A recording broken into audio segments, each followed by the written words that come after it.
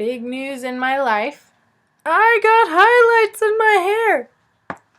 Hi, it's Monday, and I'm really excited because in my, it's Thanksgiving break, and so I had some extra time, and I went and got my hair cut, and I got red highlights, which is kind of, really crazy for me because I never do anything like that. And so they're very subtle, but you can kind of see them, and I really like them. So that's the big, exciting part in my life, and I hope you guys are having equally positive, exciting things happening in your lives. Yeah. So one of those things is possibly me reading to you. Little House in the Big Woods. We're on chapter 6 because I missed last week. So technically I owe you 2 chapters, but life's not fair. So you're only going to get 1. Sorry. So chapter 6 is 2 big bears. And I think I showed you the picture last time, but just in case you're starting at chapter 6 instead of starting at chapter 1 like a sensible person. There's the picture again.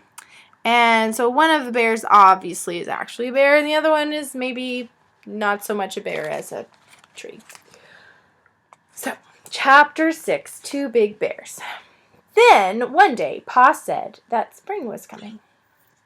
In the big woods, the snow was beginning to thaw. Thaw is when things melt. So, when you freeze meat in the freezer and you set it out to thaw, you want it to melt. You can eat it, which is delicious. Okay.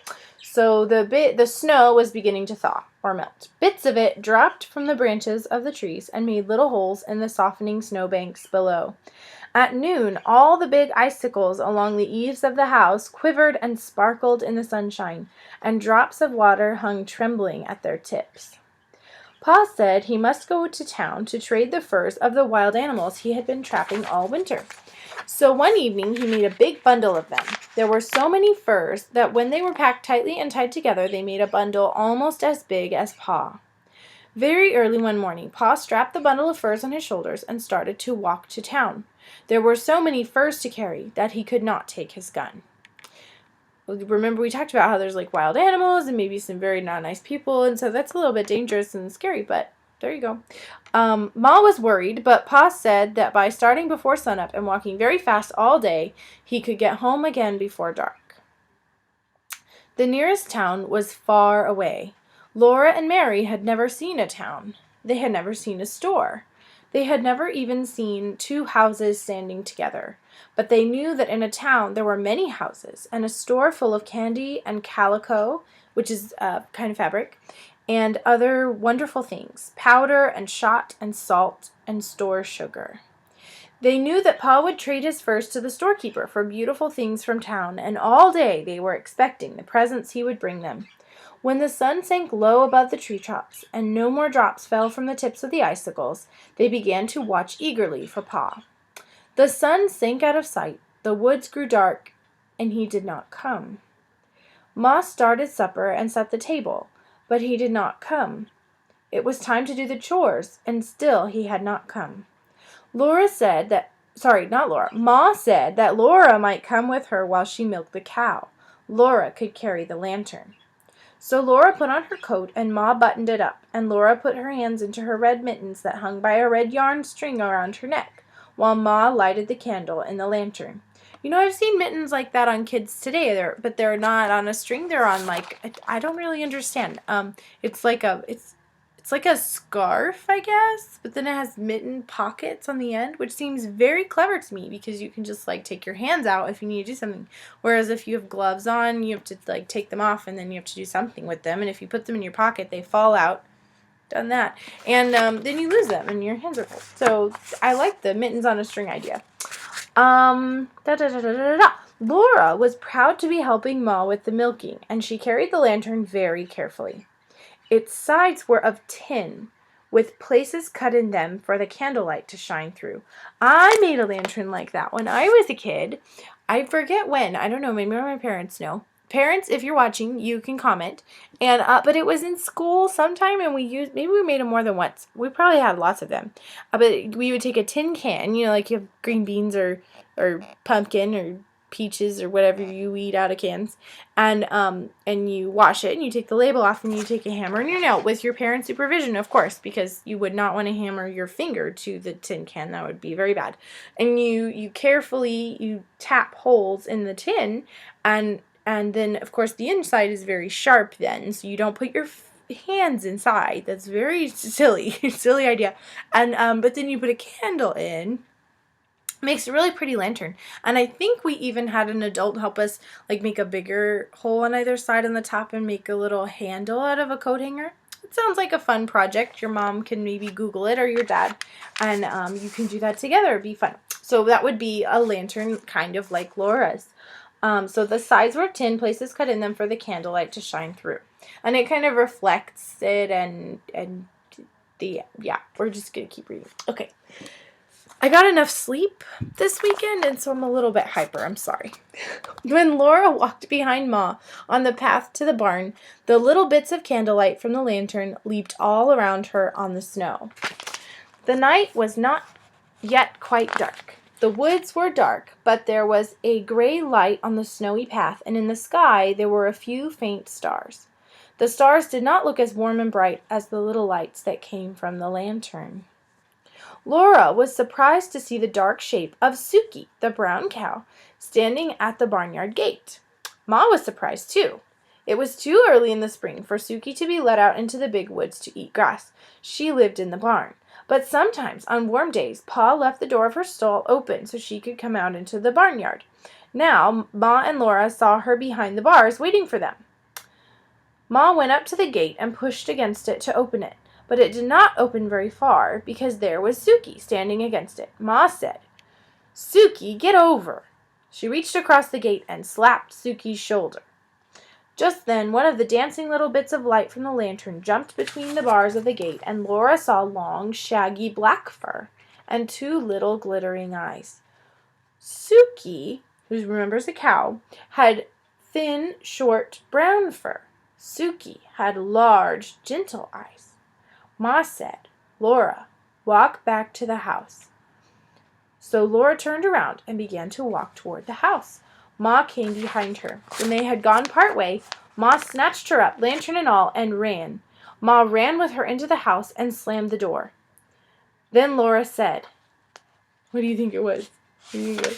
Laura said, "Ma, was it a bear?" "Yes, Laura," Ma said. "It was a bear." Laura began to cry. She hung on to Ma and sobbed, "Oh, will he eat Suki?" I know you guys were probably wondering that also. "No," Ma said, hugging her. "Suki is safe in the barn.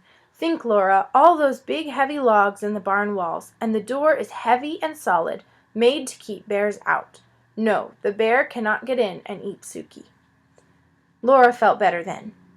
"But he could have hurt us, couldn't he?" she asked. "He didn't hurt us," Ma said. "You were a good girl, Laura, to do exactly as I told you, and to do it quickly, without asking why." Pause for consultation. That is one of the hardest things about being a kid, is that sometimes you have to do things and you don't know why. Well, it's always good to wonder why. It's never a bad thing to wonder, why do I have to do this? But sometimes it's very important that you follow directions quickly and just trust, right? From an adult you trust, because maybe it's a safety thing. Maybe there's a bear and you have to get inside. Okay, the end. I wanted to show you a picture. Here we go. I didn't want to show you the picture too soon and give it away, but there's the bear and there's Ma and the lantern. Very cool. Okay. I'm a little worried about Suki, because when you need to be milked, then that's very uncomfortable for her. So we'll see if they get out to milk the cow. Unpause. Here we go. "He didn't hurt us," Ma said. "You were a good girl, Laura, to do exactly as I told you, and to do it quickly, without asking why." Ma was trembling, and she began to laugh a little. "To think," she said, "I've slapped a bear." Then she put supper on the table for Laura and Mary. Pa had not come yet. He didn't come. Laura and Mary were undressed, and they said their prayers and snuggled into the trundle bed. Ma sat by the lamp, mending one of Pa's shirts. The house seemed cold and still and strange without Pa. Laura listened to the wind in the big woods. All around the house the wind went crying as though it were lost in the dark and the cold. The wind sounded frightened. Ma finished mending the shirt. Laura saw her fold it slowly and carefully. She smoothed it with her hand. Then she did a thing she had never done before.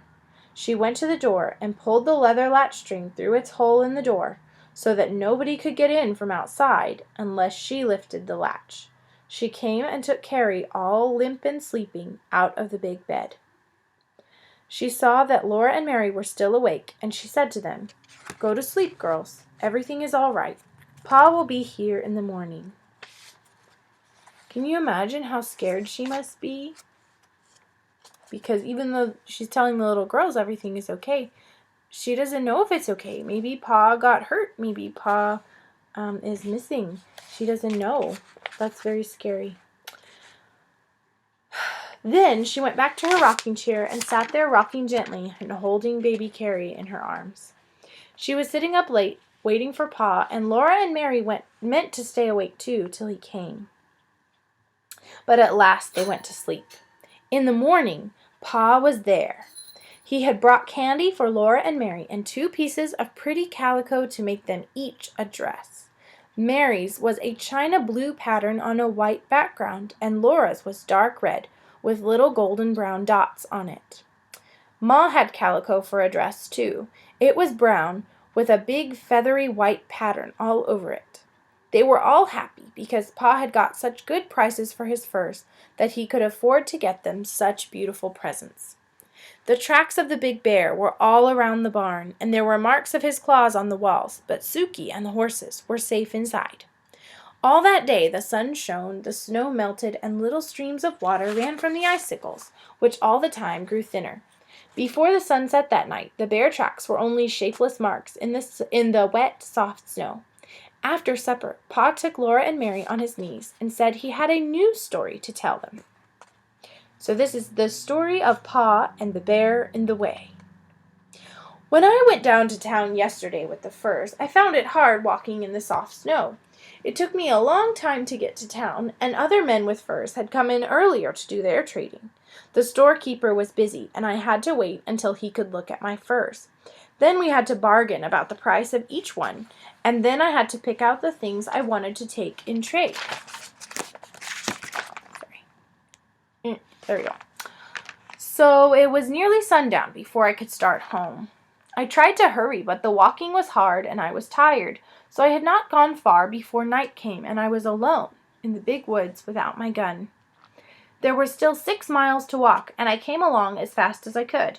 The night grew darker and darker, and I wished for my gun because I knew that some of the bears had come out of their winter dens. I had seen their tracks when I went to town in the morning. Bears are hungry and cross at this time of year. You know they have been sleeping in their dens all winter long with nothing to eat. That's called hibernating. And that makes them thin and angry when they wake up, sort of like me in the morning. Miss Tucker is not very happy until she has had her breakfast in the morning. Okay, I did not want to meet one. Excuse me. I hurried along as quick as I could in the dark. By and by the stars gave a little light. It was still black as pitch where the woods were thick, but in the open places I could see dimly. I could see the snowy road ahead a little way, and I could see the dark woods standing all around me. I was glad when I came into an open place where the stars gave me this faint light. All the time I was watching as well as I could for bears. I was listening for the sounds they make when they go carelessly through the bushes. Then I came again into an open place, and there, right in the middle of my road, I saw a big black bear. He was standing up on his hind legs, looking at me. I could see his eyes shine. I could see his pig snout. I could even see one of his claws in the starlight. My scalp prickled, and my hair stood straight up. I stopped in my tracks and stood still. The bear did not move. There he stood, looking at me. I knew it would do no good to try to go around him. He would follow me into the dark woods, where he could see better than I could. I did not want to fight a winter-starved bear in the dark. Oh, how I wished for my gun. I had to pass that bear to get home. I thought that if I could scare him, he might get out of the road and let me go by. So I took a deep breath, and suddenly I shouted with all my might and ran at him, waving my arms. He didn't move. I did not run very far toward him, I tell you. I stopped and looked at him, and he stood looking at me. Then I shouted again. There he stood. I kept on shouting and waving my arms, but he did not budge. There were other bears in the woods. I might meet one at any time. I might as well deal with this one as another.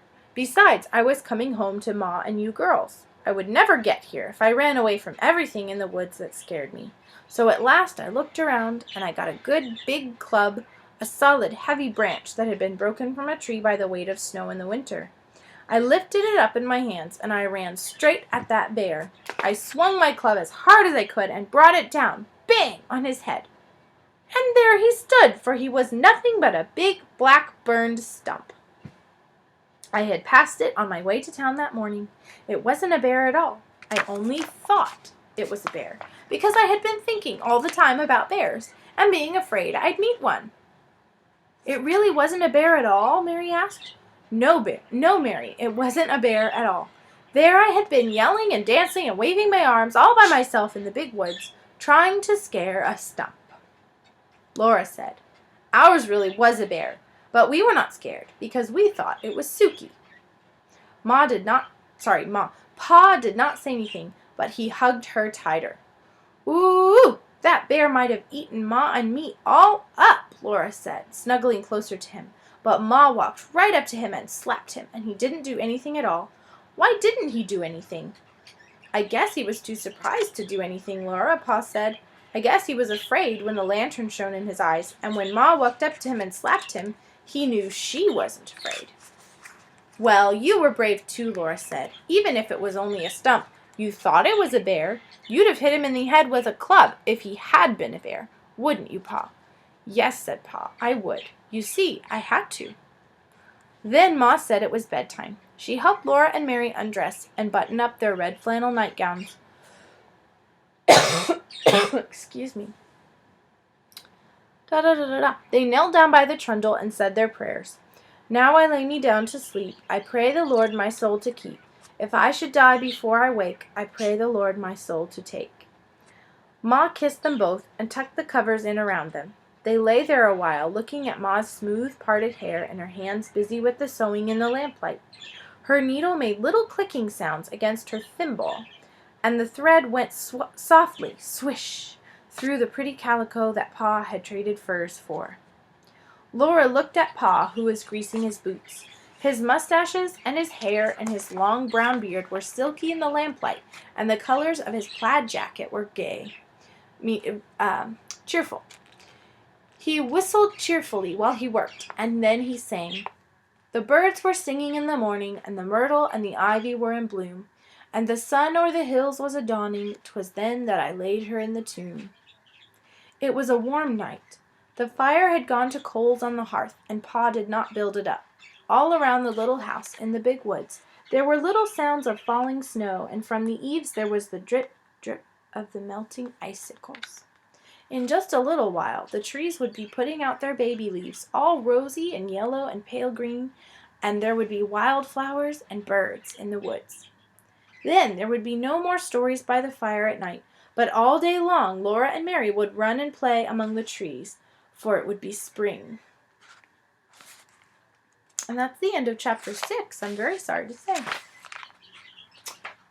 This is the picture of Pa attacking the tree stump. Oh my goodness, I don't know if I would have been so brave. But, like he said, he had to. So chapter 7, the next one is called The Sugar Snow, which is a very exciting chapter. I love this one. I say that about every chapter, don't I? So we only have this one, Sugar Snow, and in which we learn how to tap maple trees, which is pretty cool. We have Dance at Grandpa's, Going to Town, Summertime, Harvest, Wonderful Machine, and The Deer in the Wood. So we are halfway through the book, actually, because this is chapter 7. There's only 13 chapters in the book, so we're right at the middle, which is perfect because we're almost right at the middle of the school year. So I'll definitely skip some more weeks in the springtime so we can make it last a long time. No, I won't do that on purpose.